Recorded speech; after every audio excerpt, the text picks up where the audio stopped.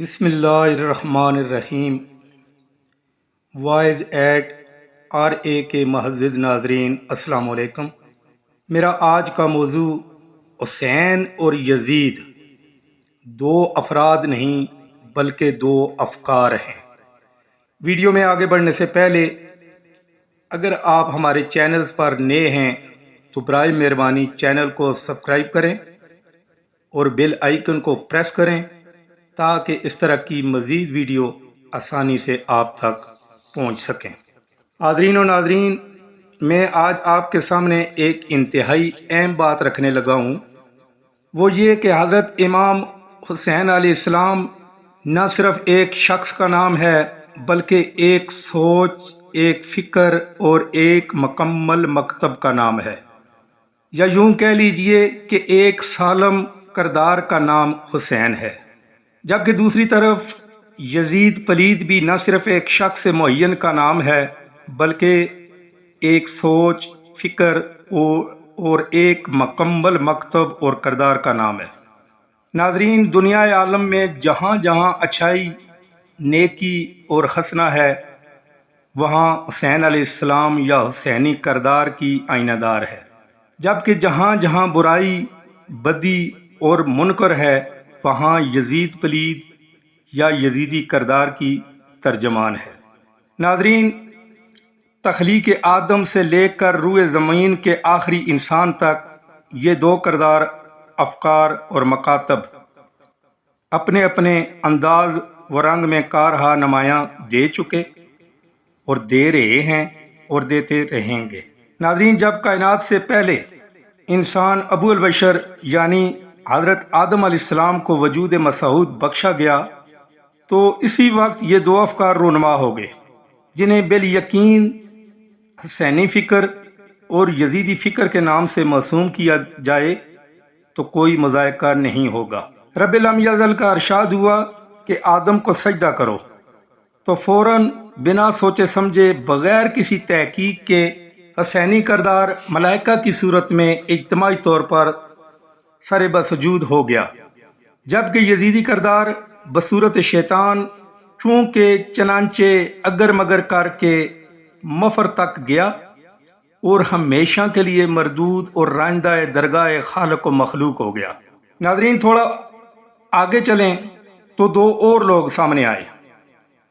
ایک طرف جناب حابیل کردار حسینی کے علمبردار بن کر سامنے آئے، جبکہ دوسری جانب قابیل کردار یزید کا نمائندہ بن کر ابھرا۔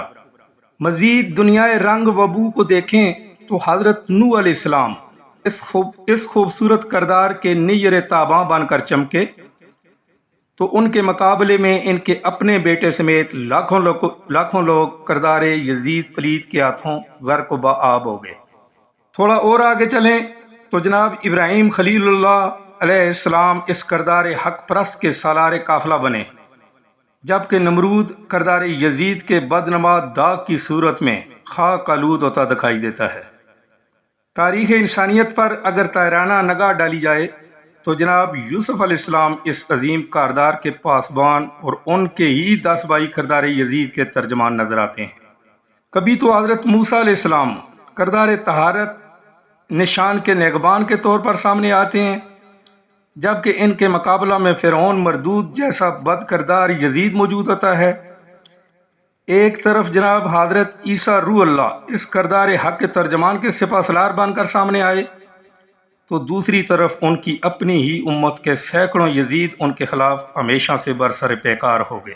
پھر تاریخ عالم نے انگڑائی لی اور دنیا کے افق پر ہادی سنبل، ختم رسل، مولا کل، آقائے نامدار، مدنی تاجدار نے کندھو رنجا فرمایا۔ ظلم کی تاریک پرچھائیوں نے چھٹنا شروع کیا تو ابو جہل، ابو سفیان، ابو لہب، عقبہ، شیبہ، امیہ جیسے 20 یزیدی مقابلے میں آ گئے اور اپنی کبھی حرکتوں اور اسلام دشمن پالیسیوں سے اپنا آپ ظاہر کیا۔